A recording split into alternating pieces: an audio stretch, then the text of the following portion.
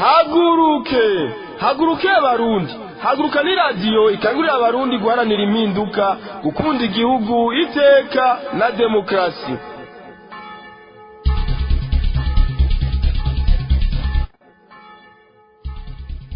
ndabahaye mwiriwe abandi mwaramutse bivanye naho muherereye musangwa ikaze ryo gukurikirana amakuru mwateguriwe n'uruganda rwa Radio Haguruka kuri igenekerezo rya 27 Mukakaro 2023 mukaba mugire muyashikirizwe na Jewe Dondo Tuyembaza umutima batekanije mu buhinga bw'ivyuma na Gistrene Manirakiza. Ingingo ashimikiye ko akaba areze zikorekera. Umwana umwe muri komine Ntega y'intara ya Kirundo yahatswe kugandagurwa uyu munsi n'umukuru w'imbonerakure muri komine Ntega amuhoye ubwatsi yariko arahira. Byinshi kuri iyo nkuru mukaza kubikurikirana murano makuru. Ingingo iduza ibiciro vy'ibibanza vyo kudandarizamwo mu masoko irahangayikishije abadandaza. Abo mw'isoko ya Ruvumera bobo bavuga ko abategetsi bo muri leta ihari ngo bakirana gusa no gutoza amafaranga menshi abafasha bakibagira ko abanyagihugu babayeho nabi. Intwaro yabo ngo harageze kwibavako. Mu ntara ya Makamba naho abagendesha amapikipiki mu guca amafaranga bagire bicwe n'agahinda kuko abapolisi bakorera muri iyo ntara bafata amapikipiki yabo bakabaca amafaranga 100 atanigitanse bahawe. Bamwe muri abo bakoresha amapikipiki bavuga ko leta ikomoka ku mugambwe CNDD-FDD ataneza ibaronderera.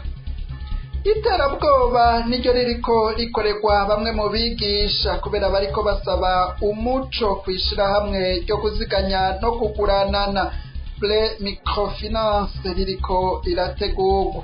Abanyagihugu bakabona ku butegetsi bwamaze kwigisha abandi gukoresha iterabwoba hagushira imbere kuja inama n'ingingo. Kubw'ivyo abanyagihugu ngo bakwiye kuja hamwe bakikurako iryo terabwoba.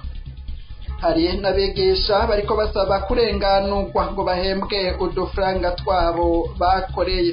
Abo nabo nabo kw'ishure shingiro ryitiriwe Umweranda François Wasal riri muri zone ya Nyakabiga komine Mukaza mu gisagara ca Bujumbura.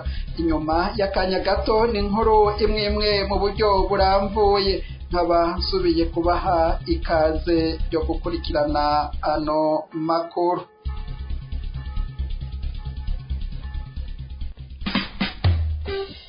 Iyi muriko murumviriza ni Radio Haguruka.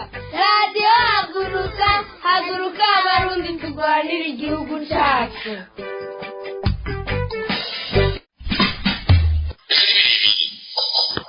Ugiye mu rudome urugendo ruretwa uburundi bwaciyemo. Icyo bituma nk'abagumyabanga umunyamabanga mukuru uvuga wowe uzokwibagira abana bitanze kugira ngo ibintu bihinduke nawe nyine azogende mu bandi.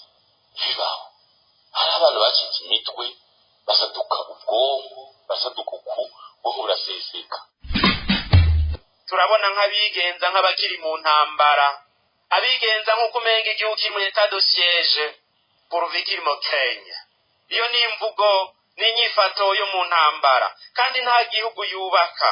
Hari bamwe mu gihugu biyumvira nabi bagategera nabo bukuru bakabukoresha nko mu gihe c'intambara, bakavuga nko mu ntambara, bagatwara nko mu ntambara, bagafata bene wabo nk'uko ari mu ntambara, maze bikavyara agacinyizo mu nzego z'intwaro, iterabwoba, ugutinywa, hamwe atawo kwegera ngo agire iryo avuze naho wowe uri mu makosa, ukudahanuza kubera ugumuvuga kuvuga vyo no kudahanurwa kubera utinywa.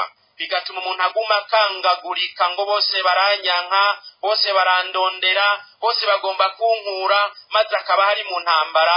Umuntu nk'uwo ntashobora gutwarira abantu neza. Bituma utabona kure, ugafata abantu nk'abansi, ukamata ku kibanza ukakiburanira n'ibindi bene ivyo. twari dukeneye rero abadufasha ngo ntidusubire inyuma. Inyifato nk'izo ntizituma tujana, inyifato nk'iyo ku murongozi ntituma dutambuka tugenda ku rugendo rumwe tugana intumbero imwe. Ndasubiye kubaramutsa.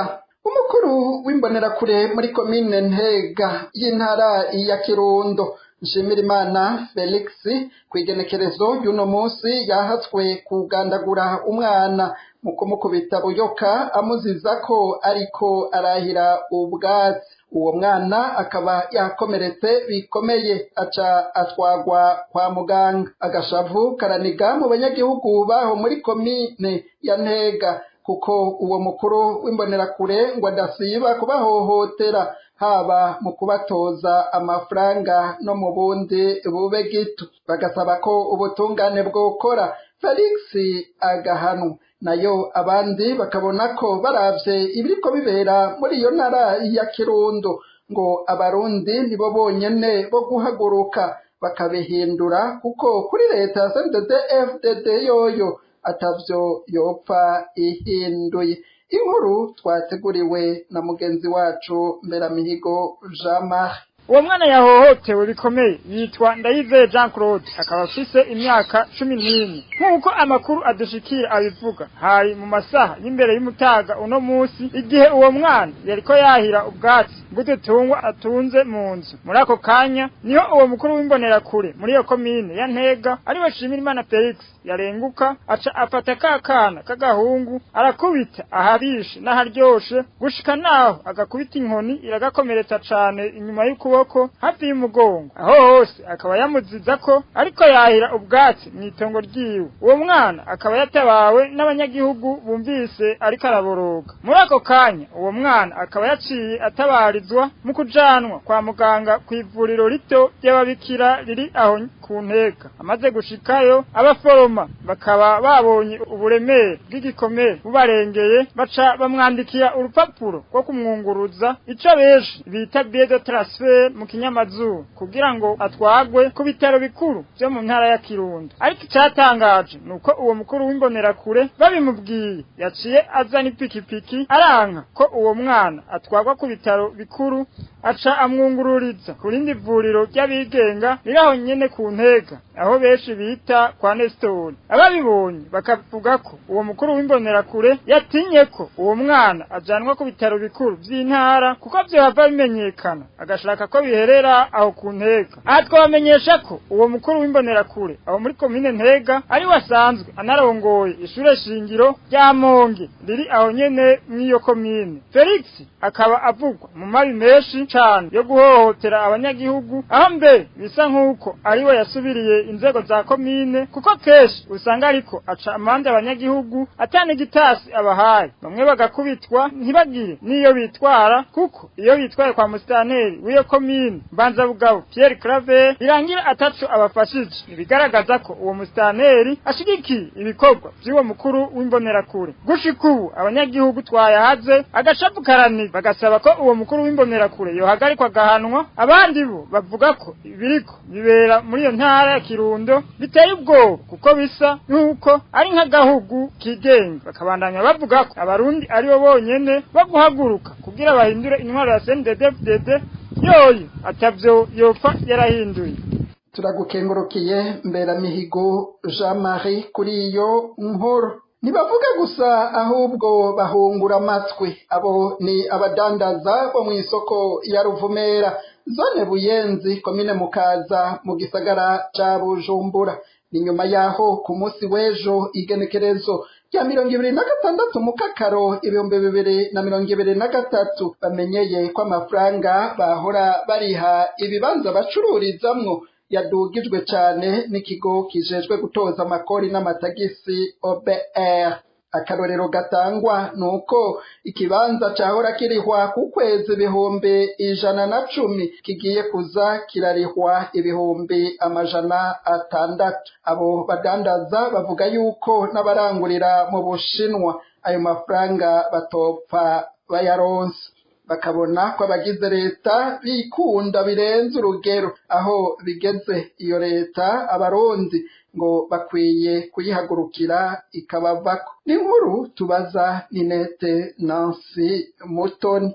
Ku munsi w'ejo niho hazindutse hako gusekeza n'ikigo OBR ryo gutunganya impapuro z'amasezerano mashasha bita contrat mu gifaransa ku bafite ibyo badandariza mu masoko ya leta mu gihugu cyose. Iryo sekeza rikaba ryatangujwe n'umukuru w'igisagara cya Bujumbura aherekejwe na Jean Claude Manirakiza, komiseri mukuru w'ikigo OBR mu isoko nkuru ya Ruvumera mu gisagara cya Bujumbura. Ayo masezerano ikigo OBR cyagiraniye n'abadandaza bo mu Ruvumera bafite ibibanza hafi y'ibarabara bahora bariha amafaranga yababa 110 canke ari munsi yayo ku kwezi ku igonta y'igisagara cya Bujumbura. Ubu bagiye kuriha 600 ku kwezi ku ikonta y'ikigo OBR. Nayo abadandariza indani mu isoko bahora bariha hagati y'25 na 50 kuduga bazoriha amafaranga ari hagati y'300 n'400. Abadandaza bo mu isoko ya Ruvumera n'agahinda kenshi cyane bamenyesha ko batazoronka ayo mafaranga ngo kanatsinda basanzwe bafite n'umutahe muto. Kubwabo ngo nayo bahora bariha yabagora kuronka. Umwe muri abo badandaza tumutega amatwi ijwi ryiwe ryahinduwe ku mvo z'umutekano wiwe.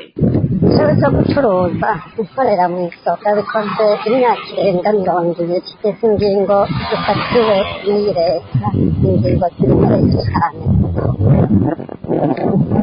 sanze dushaka kahita none badusabye kurihira ikibanza amafaranga nuko 300,000, 400,000, 600,000 by'ukuri. Iyo nyungu umudandaji yoba yaronse kugira ngo ashobore kwishyura ikibanza amafaranga nuko ku kwezi yoba yayakuye hehe? N'abarangurira mu Bushinwa ndazi ayoboro nta mafaranga. Abadandaza twavuganye bakorera mu isoko ya Ruvumera bakabandanya bavuga ko abategetsi bahari bahiganirwa gutoza amafaranga mu banyagihugu kugira afashe abategetsi, abanyagihugu nabo ngo bagasigara mu maganya n'agahinda. Aho bigeze ku bwabo leta hari gukwiye kubavako.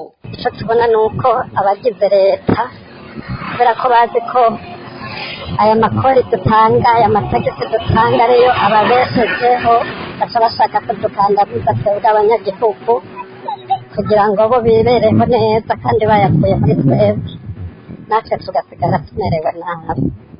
Ni ukuri leta yari ikwiye kwisubirako. Atari uko turabona ko ibyayo byayinaniye ntinezwe ibibazo bya twebwe abanyagihugu. Aho bigeze iyi leta yotuvako kabisa, kuko twebwe ntitugira dukira nayo tumirigwa imitununuza irondera amafaranga aza gufasha abategetsi gusa. Urakenuye na wewe Ninete Nancy Mutoni kuri iyo nkuru.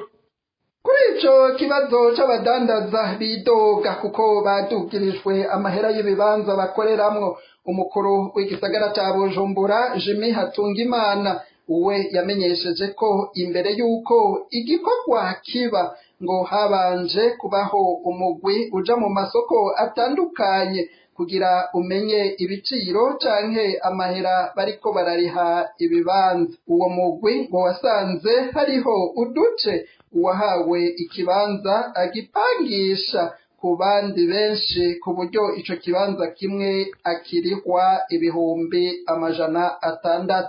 Abategetsi nabo ngo baciye bafatira ngaho mu gufata ingingo. Abadandaza ngo vyoshika bakabura amafaranga bishura ibibanza bakoreramwo, abasaba kuzomwitura ngo baronderere ahandi horoshe gukorera amafaranga make. Uwo mukuru w'igisagara ca Bujumbura kandi yaribukije umuntu wese bahaye ikibanza ko yomenya ko amasezerano yagize asezerana n'umuntu umwe hama igiciro kikaguma uko kiri. Ayo masezerano kandi akaba yagiye mu ngiro umunsi nyene atereweko umukono. Naha bamwe mu badandaza bavuga ko iyo nyishu bahawe idahumuriza. Kuri bo ngo vyumvikana ko abategetsi bakeneye guha ibibanza batunzi gusa, nayo abakene bagahebwa. Nguko biri kose ngo nta mvura idahita. Ngivyo abategetsi bakomoka muri CNDD FDD bariko bakorera abanyagihugu ngo bizoteba bihindurwa n'ubundi butegetsi buzoza bushira imbere guteza imbere umunyagihugu yitwa ko ari muto muto. Reka dusabe mu buhinga bw'ivyuma babanze batumirira amate, inyuma y'akaruhuko gato duce tubandanya n'ayandi twabateguriye. Twebwe nk'umuryango, inshuti, abanyi n'abagenzi turasagasagiye umushikiranganji w'ubutungane barabe iyo dosiye yo muri 2012 ya Nyamwema, barabe abapromotere bishe Nyamwema hanyuma inosa bamutezurire. Turasagasagiye kandi abajejwe amashirahamwe aharanira ubuteka bwazina muntu cyane cyane y'abafumu. Turatabaje Habonimana Jean-Marie arongo ishirahamwe Ntabariza n'abandi amasenti hashi n'abandi na Kizigenza w'igihugu nyakubahwa perezida bagira ico bakoze kuri iyo dosiye ya Bigirimana Ferdina, babohore inosa kuko ntacazira umuhungu wa Ferdina. Yego, hanyuma n'abandi bose bafungiwe ubusa bafunzwe mu karenganyo babakure mu busho bareke kuvundirayo, ubwo buzoba ari ubutungane. Murakoze. Haguruka Abarundi, humura igihugu catuvyaye muvyeyi wa twese. Abatoteza ibibondo vyawe bakaguhagarara mu nda, bakiba, bakica, bakangaza, amarira y'abavyeyi ntabatera ikinya, turababona. Humura igihugu ciza, gumya umutima kuko uracafise intwari zirangwa n'ukuri n'ubuntu, zikazira kubunda hageze kugarukira imfuvyi n'abavyeyi. Humura Burundi bwacu, ragirya basokuru baturaze ubutwari n'urukundo rw'igihugu. Tuzokwamba twitangira abanyagihugu, twiyubaha kandi twiyubahiriza. Komera Abarundi kandi mukomeze n'abandi, mwime imitima inzanko zidashira, indwara zo kwikunda no kudaca bugufi. Dushire imbere ibikorwa byo kugarukira icatuvyaye. Komera Abarundi kwibanga riranga intwari, rikazira kwihora, rikagendera ineza ya bose n'igihugu cigenga, rikazira amacakubiri mu bonse rimwe. Hagarara rugabo Barundi, dukomeze urugamba rw'amahoro, dufate mu mugongo imfura zacu, ishaka, ubutwari n'ubuntu biturange, maze tunyaruke bwankuba mu gutabara bene wacu, kuko nta mugabo w'ukuri abasinda bibazwa igihugu kiri mu menyo y'ingwe. Icese gisomwe na Inabeza.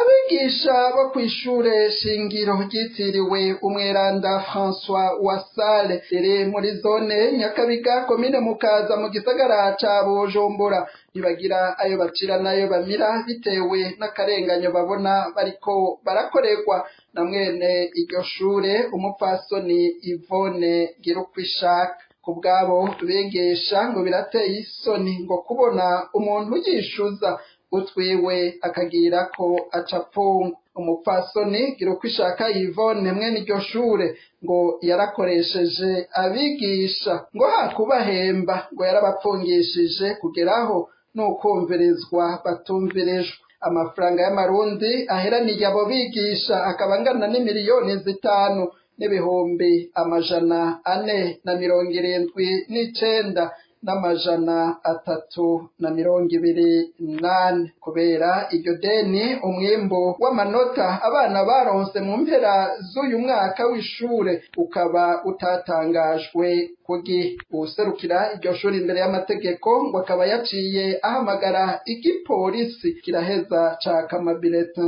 ku nguvu abigisha. Uwatanze iryo tegeko ku gipolisi bikavugwa ko ari komiseri Mugisha atwara igipolisi muri zone ya Nyakabiga afatikanije n'inyamiramabi yitwa Habonimana Emmanuel.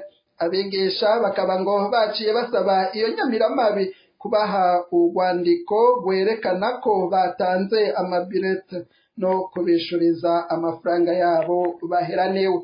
Bukeye iyo nyamiramabi yaratanze ku mupfasoni Yvonne Girukwishaka amabirete yahawe n'abigisha. Yvonne be na komiseri Mugisha ngo baciye baherekeza inyamiramabi Emmanuel kubwira abo bigisha ko ivyakozwe vyavuye ku itegeko ryo hejuru.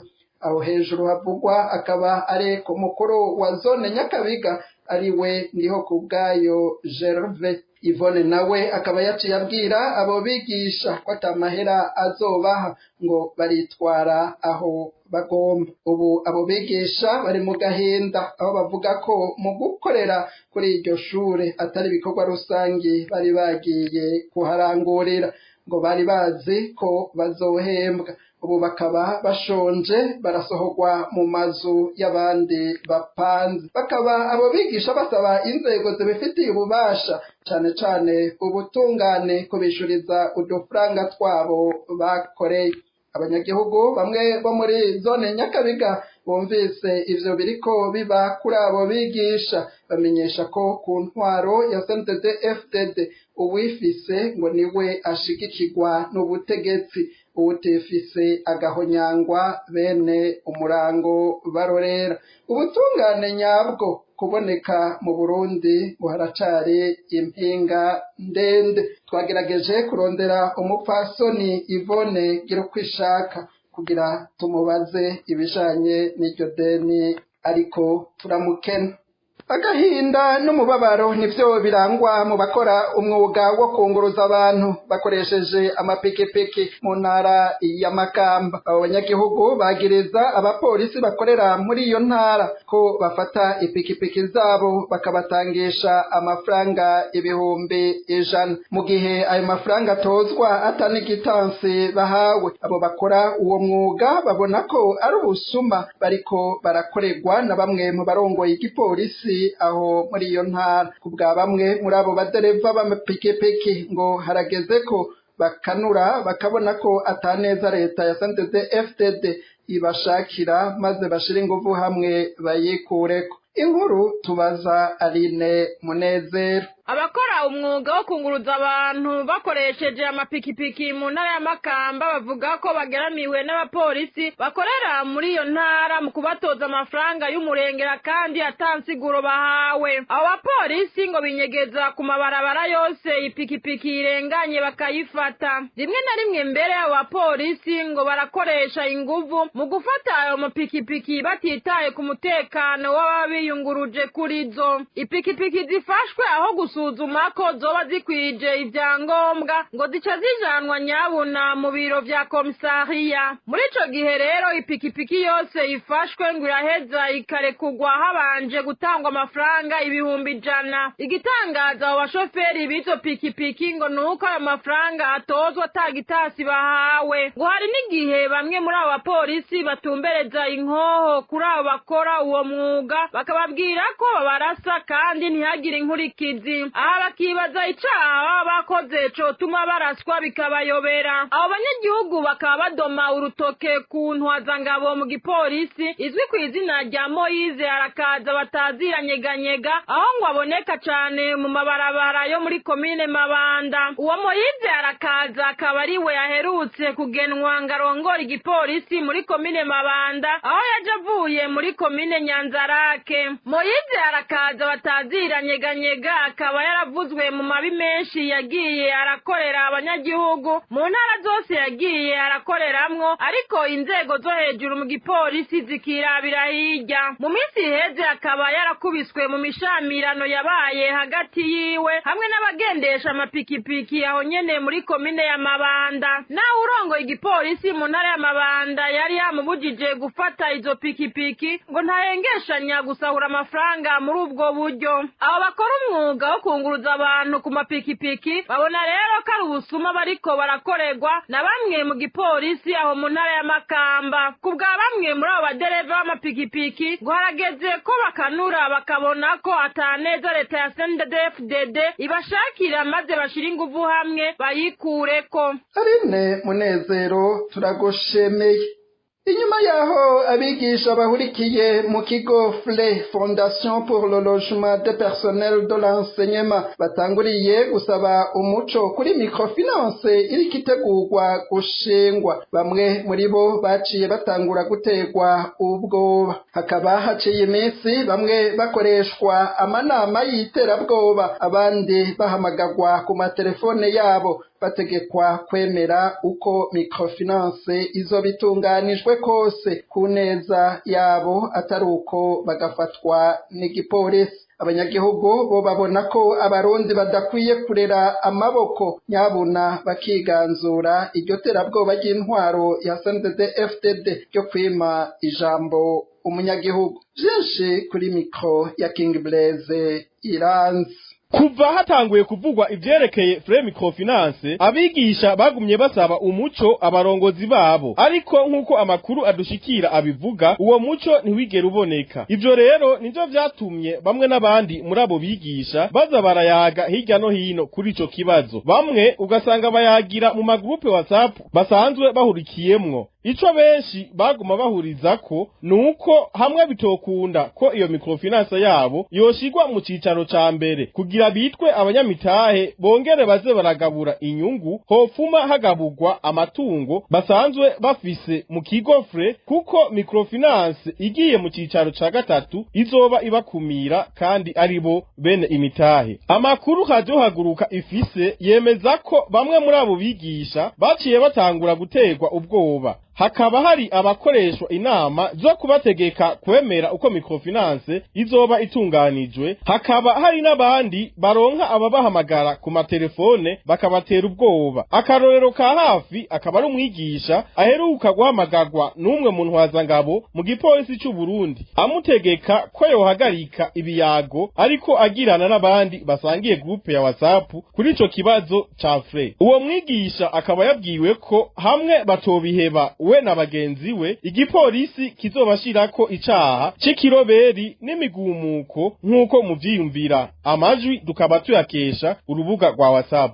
Leopo sa amahoro sha hari ikintu murimo ca désengagement arafre Jendi commissaire centrale chargé de la recherche criminelle de la lutte contre la corruption mu gihugu wikure mubwire n'abagenzi bawe ku mwanya n'umwanya mwe mushobora gufatwa mudahagaritse ivyo bintu. Bon, twebwe ntidushobora kwidezangaja kandi dufise intuze imitahe baduhaye y'amadeni. None iki kintu muri mufa kugumuka na FLE n'igiki? Twebwe dusaba yuko zijya 12,000 canke zijya 10,000 bozi duha gusa nta bindi. Iyi linye urimwo. Kuneza yawe ibintu bivemo.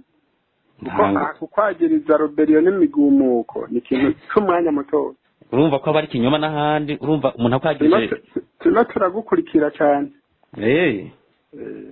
Kuneza yawe ubivemo. Ntangora. Sawa. Ego. Kandi bone iyi group yivuyemo. Asa ubunyene. Mu matohoza ya Radio Haguruka twahavuye tumenya ko uwo mukomiseri yatera ubwoba uwo mwigisha asanzwe yitwa Mizero Jean Claude, akaba akorera mu biro inimero 58. Nimero za telefone akoresha akaba ari 69 55 83 ubusa 8 canke 69 71 29 72. Abanyagihugu bumvise amajambo yakoreshejwe n'uwo Komiseri Mizero Jean Claude bavuga ko ivyo bigaragaza ko ibiriko bikogwa mu kigo FLE byose ari amanyanga. Eka ngo nta gitangaje kirimwo ngo kuko intwaro ya CNDD-FDD yama ikoresha iterabwoba haba mu gukandamiza gateka kazina muntu canke kumwima ijambo, ariko baragwa bakagaruka mu kuvuga ko abarundi badakwiye kurera amaboko, nyabuna bakiganzura iryo terabwoba ry'intwaro ya CNDD-FDD. Na wewe King Blaise Iranzi turagukengurukeye. Ni no kuri iyo nkuru amakuru twabateguriye uyu munsi arangireye. Ndabashimiye kuba mwayakurikiranye, subiye gukengurukira abayatororokanije bose bakongera bakayabashekereza ntibagiye uwatumye amajwi ashobora kubashekera. Ndabike banuye musigara amahoro na Gahwane naho ubutaha.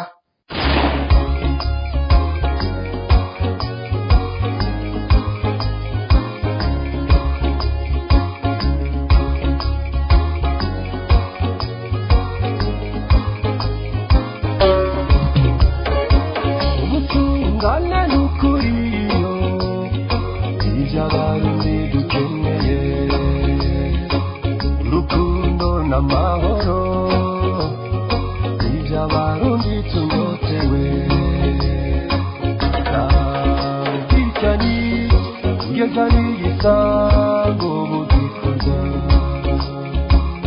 abicwa bakicwa bene umurango bararega abatizishwe bagafungwa yo bakaco bazira abadafungujwe bakangazwa batangajwe baburiwe irengero urugamba rw'abarundi urugamba rwo kwibora urugamba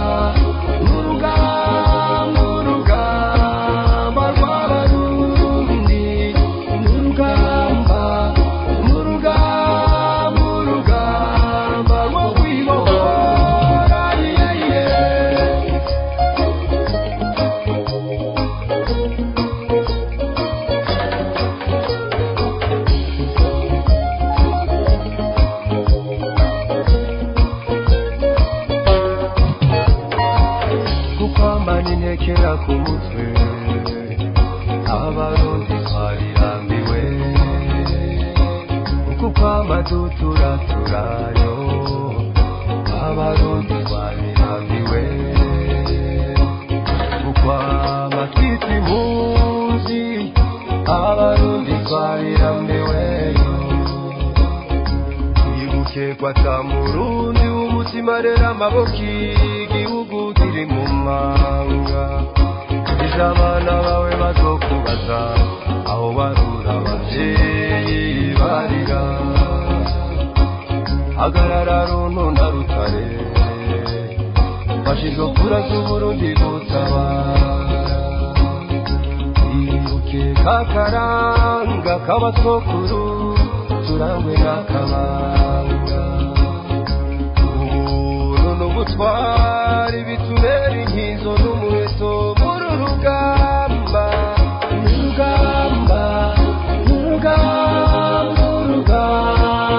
rw'abarundi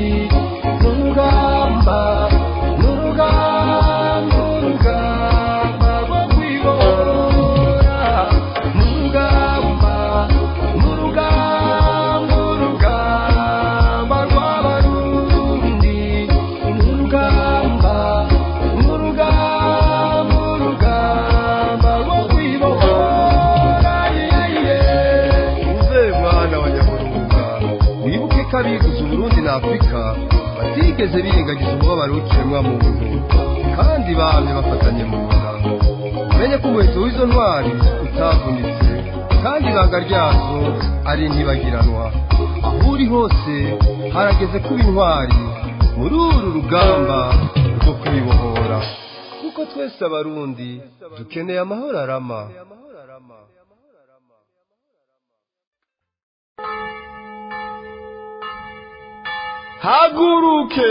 haguruke abarundi, haguruka ni radiyo ikangurira abarundi guharanira impinduka, gukunda igihugu iteka na